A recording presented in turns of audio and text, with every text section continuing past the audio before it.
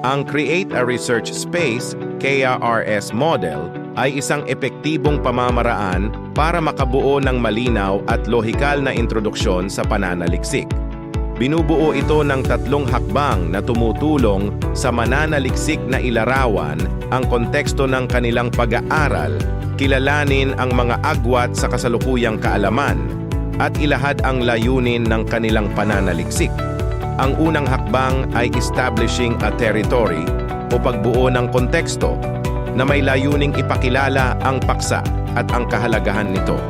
Sa bahaging ito, inilalahad ang mga pangunahing ideya o konsepto na may kaugnayan sa paksa ng pag-aaral upang ipakita kung bakit mahalaga ang pagsasagawa ng pananaliksik sa partikular na larangan.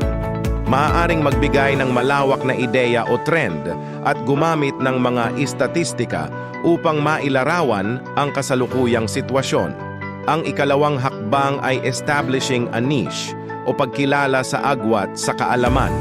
Layunin nito na tukuyin ang mga kakulangan o limitasyon sa mga naunang pag-aaral upang makita ang pangangailangan para sa panibagong pananaliksik.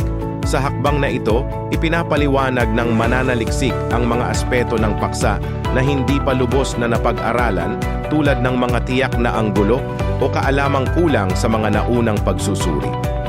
Dito nagmumula ang pangunahing dahilan kung bakit isinasagawa ang bagong pananaliksik.